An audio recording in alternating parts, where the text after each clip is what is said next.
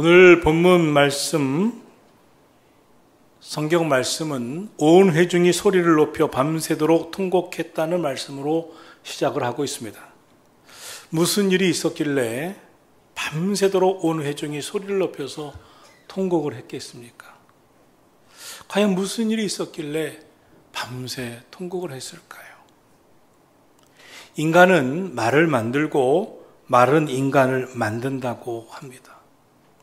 어떤 말을 선택해서 말하느냐에 따라 미래가 결정된다는 것이죠. 미래에 그 말이 영향을 받는다는 것입니다. 희망적인 말을 많이 하는 사람의 미래는 밝아지고 희망이 넘칩니다. 반면에 절망적인 말을 많이 하는 사람의 미래는 어두워지고 절망적인 인생이 된다는 것입니다. 또한 말은 전염이 됩니다. 그런데 부정적인 말은 더 빨리 더 많이 전염된다는 것이죠. 미국의 워싱턴대 석좌 교수인 가트맨 교수는 내 아이를 위한 사랑의 기술 감정 고치라는 책에서 모든 관계의 문제의 근본은 말에 있다고 했습니다. 그는 화목한 가정은 긍정적인 대화가 부정적인 대화보다 5배가 더 많았다고 3,000 가정을 연구하면서 데이터를 뽑아냈습니다. 이를 가트맨 법칙이라고 말합니다. 존 가트맨의 법칙 5대1 법칙입니다. 부정적인 말 1번 할 때 긍정적인 말 5번 한다는 것입니다. 행복한 가정, 화목한 가정, 그리고 자녀들의 미래가 열리는 긍정적인 가정은 부정적인 말 1번 할 때 긍정적인 말 5번 한다는 것입니다. 여러분 어떠십니까? 그렇게 사시죠? 살벌합니다. 왜 밤새 통곡할 수밖에 없었을까요? 그 이유가 있었습니다. 애굽에서 400년간 노예로 살던 히브리 백성들이 하나님께 부르짖어 제발 이 노예에서 해방시켜달라고 간구하며 기도했습니다. 그러자 하나님은 광야에서 40년간을 연단시키셨던 모세를 불러서 출애굽을 이끄는 지도자 되게 하셨습니다. 이제 노예로 수백 년간을 살던 200만 명이 하나님이 세우신 지도자 모세를 따라서 가나안 복지를 향해 갔습니다. 홍해를 건넜습니다. 광야를 통과했습니다. 온갖 어려움들을 이겨냈습니다. 그때 하나님은 가나안의 입구 가데스 바네아라고 하는 곳에 이르렀을 때 이스라엘의 12지파 각 대표 한 명씩 12명을 뽑아서 그 땅을 정탐하고 돌아오게 하셨습니다. 이 이야기가 민수기 13장 1절 2절에 나옵니다. 여호와께서 모세에게 말씀하여 이르시되 사람을 보내어 내가 이스라엘 자손에게 주는 가나안 땅을 정탐하게 하되 그들의 각 지파 중에서 대표 한 사람을 보내라. 그래서 12명의 대표가 40일 동안 가나안 땅을 돌아보게 되었습니다. 돌아왔습니다. 백성들 앞에서 돌아보고 둘러본 사실을 보고하게 됐습니다. 그런데 두 지파의 대표인 여호수아와 갈렙과 나머지 10지파의 대표가 다른 보고를 하였습니다. 그 일로 인해서 지난밤 밤새 통곡하는 일이 일어나게 되었습니다. 오늘은 가나안 땅을 정탐하고 12지파의 대표들의 보고와 함께 일어난 백성들의 통곡 이야기를 통해서 하나님이 우리에게 주시는 교훈을 생각하고자 합니다. 바라기는 말씀 속에서 하나님의 뜻을 분별하는 지혜가 있기를 예수님의 이름으로 축원합니다. 가나안 땅은 하나님께서 저들에게 약속하신 예비하신 땅입니다. 그들에게 주시기로 한 곳이었습니다. 그러니 얼마나 기대가 됩니까? 12지파의 대표 한 사람씩 가서 정탐하고 돌아와 보고한다고 하니 백성들의 마음은 설레고 기대가 됐습니다. 그런데 12지파의 대표들이 보고 와서 한 첫 번째 보고는 모두가 똑같은 보고였습니다. 민수기 13장 27절입니다. 모세에게 말하여 이르되 당신이 우리에게 보낸 땅은 과연 그 땅은 젖과 꿀이 흐르는 땅이라. 이것이 그 땅의 과일입니다 하는 거였습니다. 12명이 둘러보고 온 그 땅은 하얀 젖과 끓이 흐르는 좋은 땅이라고 하는 보고였습니다. 그리고 그곳에서 과일을 가져와 보이는데 너무나 풍성했습니다. 모두가 얼마나 기대가 되고 더 설렜습니까? 그런데 정탐꾼의 보고가 두 편으로 갈라지기 시작했습니다. 그들은 같은 시간에 같은 장소에서 같은 곳을 보고 왔습니다. 그런데 그들의 보고가 갈라지기 시작합니다. 같은 시간, 같은 장소, 같은 곳에서 보고 왔는데 같은 것을 보았는데 다른 보고를 하는 것입니다. 관점이 달랐습니다. 같은 것을 보았지만 사람에 따라 다르게 본 것입니다. 그래서 다르게 평가를 합니다. 그런데 그 다른 평가, 그 차이가 그들의 미래를 완전 다르게 만들었습니다. 그 차이는 믿음의 문제였습니다.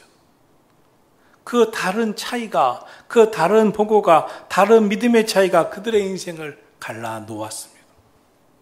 먼저 여호수아와 갈렙이 보고합니다. 민수기 13장 30절입니다.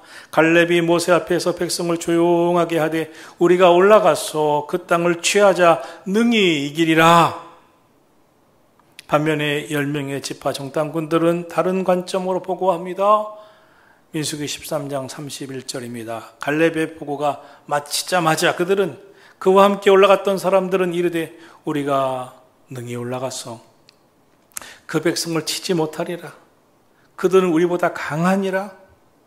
이어서 그들은 말합니다. 우리가 두루다니며 정탐한 땅은 그 거주민을 삼키는 땅이요. 거기서 본 모든 백성은 신장에 장대한 자들이며 우리는 스스로 보기에도 메뚜기 같으니 그들이 보기에도 그와 같을 것이니라 라고 말합니다. 분명 그들의 보고는 결코 잘못된 보고가 아니었을 것입니다. 나름대로 객관적인 사실을 보고한 것이었을 것입니다. 그러나 관점이 너무나 달랐습니다. 그런데 그렇게 다른 관점으로 보고한 부정적인 보고의 파급력이 너무나 컸습니다. 그 땅은 젖과 꿀이 흐르는 과연 좋은 땅인 것은 틀림없지만 우리는 그 땅을 차지하지 못할 것입니다. 우리는 거기서 다 죽을 것입니다. 아닙니다. 우리가 차지할 수 있습니다. 그 땅은 우리의 것입니다. 하나님 우리에게 선물로 주신 것입니다. 라는 보고와 아닙니다. 우리는 다 죽을 것입니다. 그 땅을 차지하지 못할 것입니다. 이 파급력이 너무나 컸어요. 그래서 지난밤 민수기 14장 1절에 시작 온 회중이 소리를 높여 부르짖으며 밤새 통곡한 일이 벌어진 것입니다. 10명의 대표들의 말을 듣고 마음이 흔들렸던 것입니다. 이제부터 더 이상 여호수아와 갈렙의 이야기는 들으려 하지도 않았습니다. 믿음의 이야기보다 불신앙의 이야기가 귀에 더 크게 들려온 것입니다. 원망과 불평은 전염성이 강합니다. 사람은 에덴 동산에서 죄를 지은 이후 죄성을 가지고 있기 때문에 부정적인 이야기에 귀를 더 기울이는 것이 특징입니다. 이것이 타락한 이 세상의 특성입니다.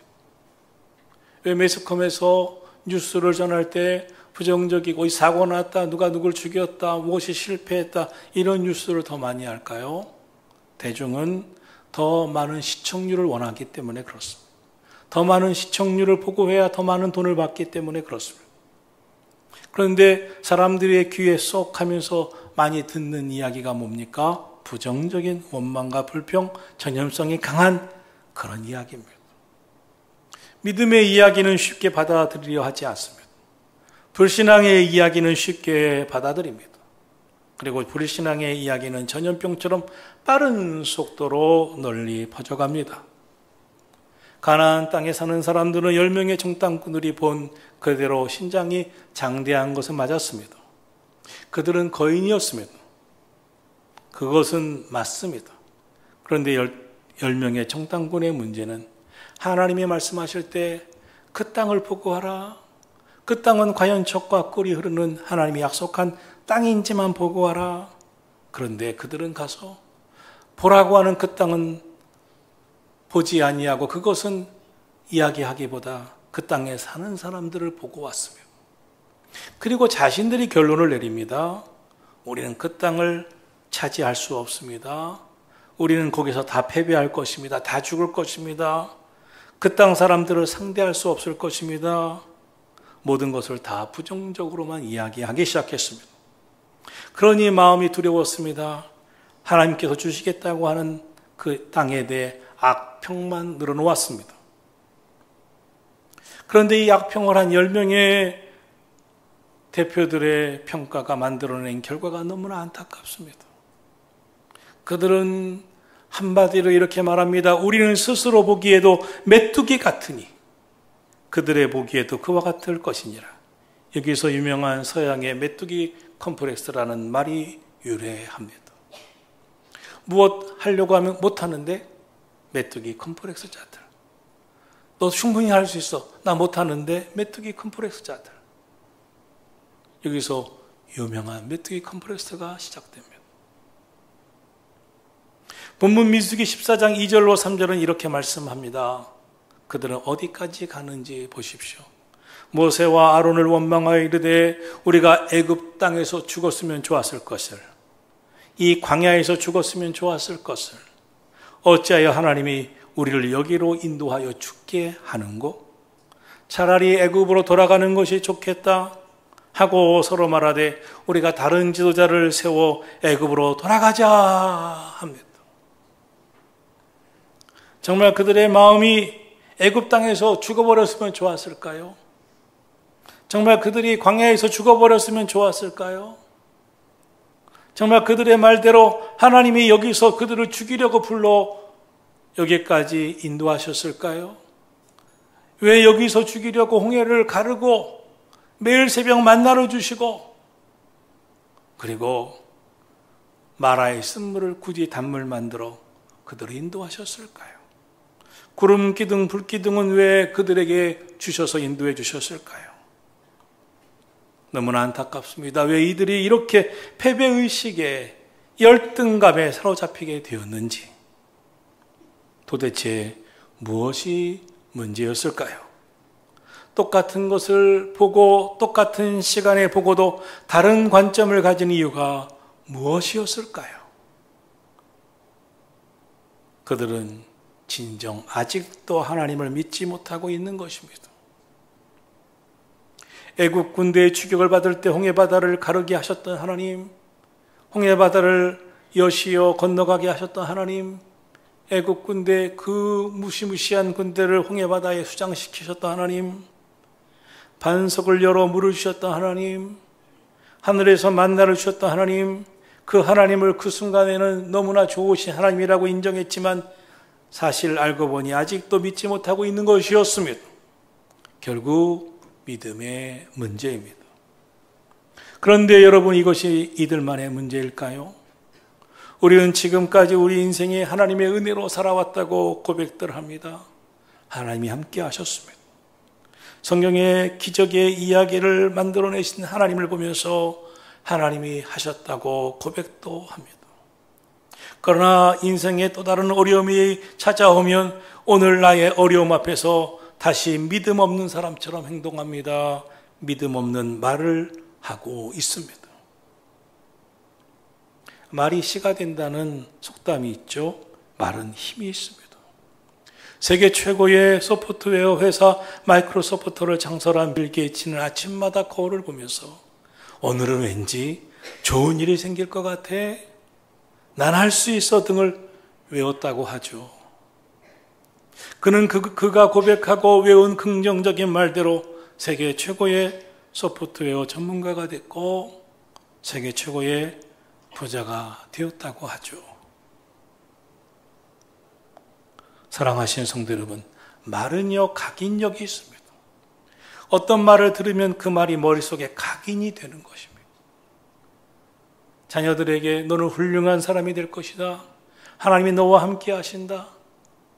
엄마가 이렇게 기도하는데 하나님이 놀랍게 축복하실 것이다. 어려서부터 이런 말을 듣고 각인이 된 자녀는 하나님이 우리 엄마의 기도를 들으시고 나를 훌륭한 인생으로 이끄실 거야. 내 인생은 잘 될 거야. 기대가 크다는 겁니다. 그러나 어려서부터 쟤는 머리가 나빠. 쟤는 멍텅구리야. 너는 원래부터 머리가 나빴어. 너 그거 못할 거야. 머리가 나쁘니까. 그러면 각인력이 있어서 나는 멍텅구리야. 머리가 나빠. 아무것도 할 수 없어. 하긴 뭘 해. 이런다는 것이죠. 또 한 말은 견인력이 있어서 그 말한 사람을 잡아 끄는 힘이 있다는 것입니다. 자신도 모르게 그 말대로 그래 나는 훌륭한 사람으로 나아갈 거야 하는 훌륭한 사람이 되겠다고 하는 말이 자기를 이끌어간다는 것이고, 어떤 사람은 나는 멍텅구리야, 나는 아무것도 못해 하는 그 말이 자신의 인생을 이끌어간다는 것입니다. 그런데 부모들 중에는 이런 말을 합니다.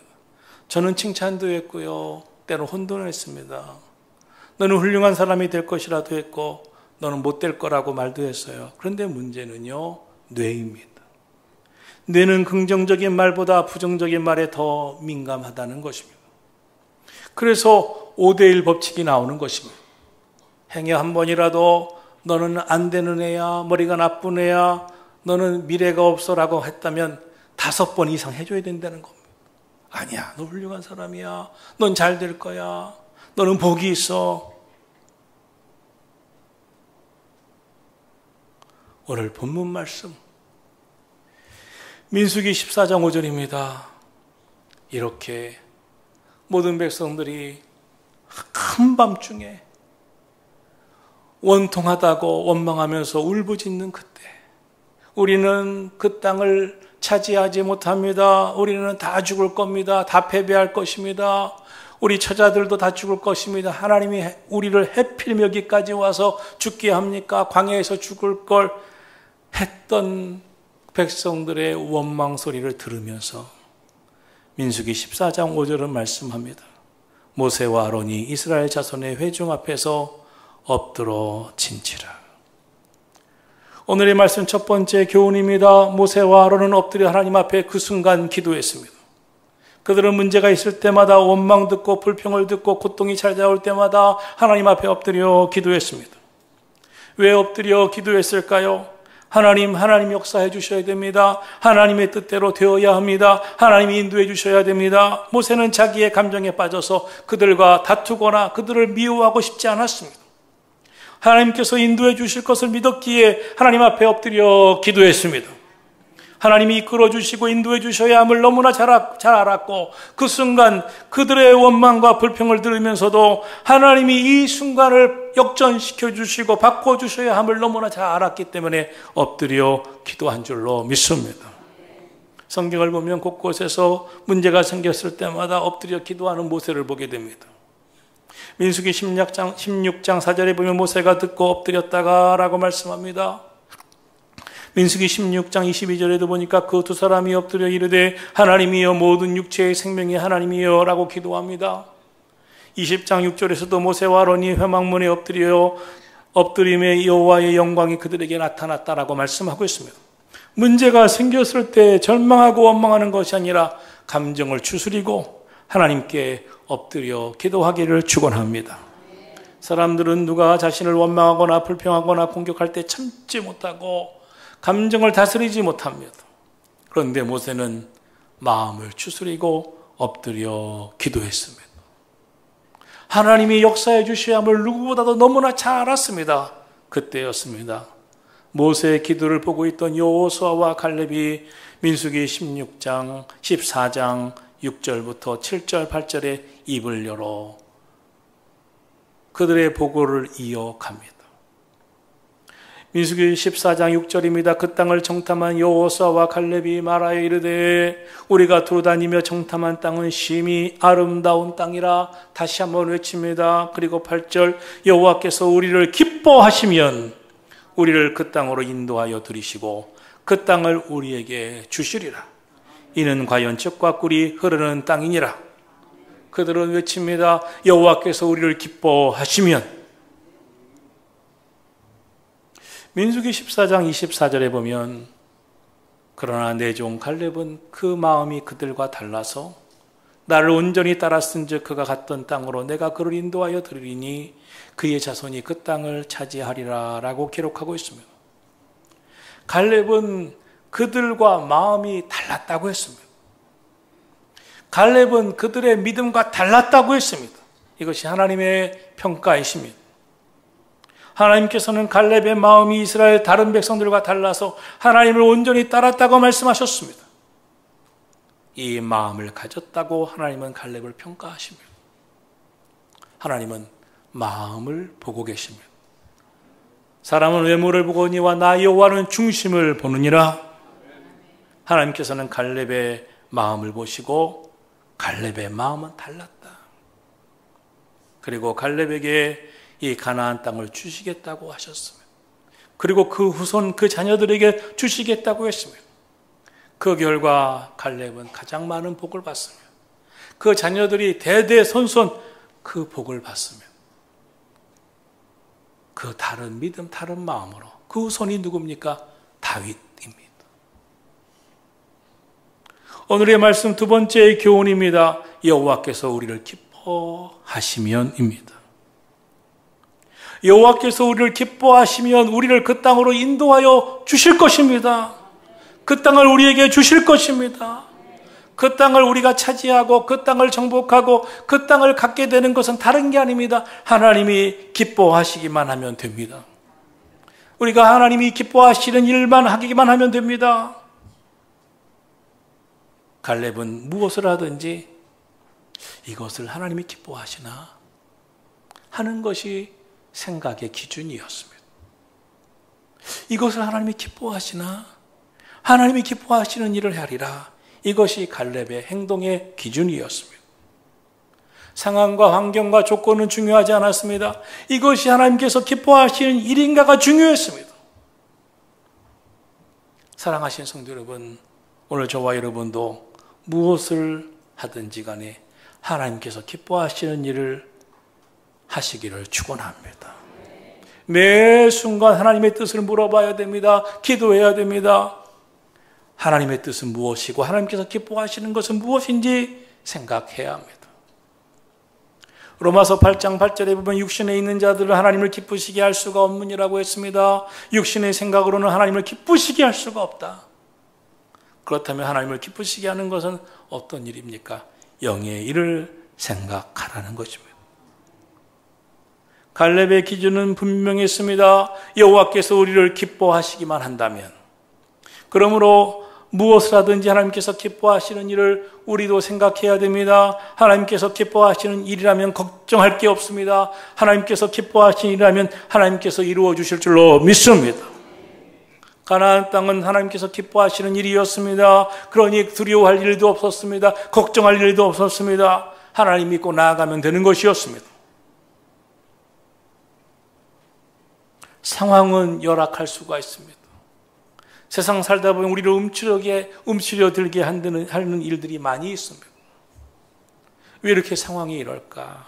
그때 연약한 성도들은 생각합니다. 우리 다 패배할 것이다. 다 안 될 것이다. 그러나 하나님의 사람, 믿음의 사람들은 무엇을 하든지 간에 하나님께서 기뻐하시는 일인가? 하나님께서 기뻐하시는 일이면 믿고 나아가자. 하나님께서 기뻐하시는 일을 오늘도 생각하고 하나님께서 기뻐하시는 삶을 살아가기를 예수님의 이름으로 축원합니다. 셋째로 오늘의 교훈은 다만 여호와를 거역하지는 말라는 것이었습니다. 민수기 14장 9절에 보면 다만 여호와를 거역하지는 말라. 또 그 땅 백성을 두려워하지 말라. 그들의 보호자는 그들에게서 떠났고 여호와는 우리와 함께 하시느니라. 그들을 두려워하지 말라. 순종 훈련입니다. 갈렙은 믿음의 눈으로 가나안 땅을 바라보았습니다. 갈렙의 눈에 가나안 땅이 하나님의 선물로 보이고 느껴졌습니다. 하나님께서 가나안 땅을 선물로 주셨기 때문에 우리가 하나님을 거역하지만 않으면 되는 것이었습니다. 그들은 고백합니다. 여호와가 우리와 함께 하시느니라. 그러므로 두려워하지 말자. 하나님을 믿었습니다. 홍해에서 그 백성들과 함께 하셨던 하나님, 마라에서 그 백성들과 함께 하셨던 하나님, 리비딤 골짜기에서 그 백성들과 함께 하신 하나님, 시내산에서 그 백성들과 함께 하신 하나님이 오늘도 우리와 함께 하심을 믿는다면 두려워하지 말자. 걱정하지 말자. 믿음으로 나아가자. 하나님을 거역하지 말자. 여러분, 무엇을 염려하십니까? 누구를 두려워하십니까? 여호수아와 갈렙이 백성들을 향하여 아주 분명한 믿음의 고백을 합니다. 민수기 14장 9절, 다만 여호와를 거역하지는 말라. 후일에 히브리서 기자를 통해서 이 광야 시절에 여호수아와 갈렙 외에 부정적인 보고를 한 10명의 정탐꾼들과 그날 밤새 통곡하며 울면서 우리 애굽으로 돌아가자고 했었던 그 백성들은 한 명도 가나안 땅으로 들어가지 못했다고 보고했습니다. 히브리서 4장 6절은 말씀합니다. 그때 거기에서 하나님의 말씀을 듣고도 순종하지 아니함으로 말미암아 그들은 하나도 들어가지 못하였느니라. 그리고 히브리서 4장 11절은 말씀합니다. 우리는 그들처럼 순종하지 아니했던 그들처럼 순종하지 않는 일에 빠지지 말자라고 말하고 있습니다. 그러므로 우리의 환경이 어려워질 때 제일 걱정할 것은 환경보다 내 믿음, 내가 하고 있는 신앙생활의 여부입니다. 어떤 사람들은 너무나 바빠져서 예배 좀 못 나오겠습니다. 너무나 삶이 힘들어지고 너무나 괴로워서 봉사도 못하겠습니다. 너무나 어려워져서 이 일도 못하겠습니다 하는 분들도 많습니다. 그동안 하나님의 인도를 따라 복을 받고 해왔던 사역도 중단하려고 합니다. 하나님이 주신 일을 기쁨으로 섬기던 봉사도 바쁘다고 이 일로 저 일로 이제는 봉사도 중단하겠다고 환경이 어려워져서 예배도 중단하겠다고 하시는 분들도 있습니다. 그러면 어떻게 하나님을 기쁘시게 하시겠습니까? 여러분과 저를 향한 그분의 기뻐하심이 없다면 어떻게 회복이 있고 재기가 가능하고 어떻게 축복이 있고 역전의 승리가 있겠습니까? 여호수아나 갈렙은 어떤 마음으로 순종했겠습니까? 그래도 순종하면 하나님이 책임져 주실 것이다라는 믿음 아니겠습니까? 여호와께서 우리를 기뻐하시면 이 믿음이 그와 그 백성들의 삶을 약속의 땅으로 인도할 거라고 하는 믿음을 갖게 하신 줄로 믿습니다. 그래서 외쳤습니다. 다만 여호와를 거역하지는 말라. 결국 이 순종이 축복을 받았습니다. 여호수아와 갈렙은 외쳤습니다. 그 땅 백성을 두려워하지 말자. 그 이유는 한 가지다. 하나님이 우리와 함께 하시기 때문이니라. 중요한 것은 이 믿음입니다. 믿음에 따른 순종입니다. 고난과 역경이 있을 때마다 마음을 추스르며 부르짖고 기도하는 것입니다. 여러분, 아무리 힘들고 어려워도 말씀과 기도로 믿음과 순종으로 나가시기를 예수님의 이름으로 축원합니다. 그러면 하나님의 은혜와 축복이 이 마음을 믿으시기를 예수님의 이름으로 축원합니다. 기도하겠습니다.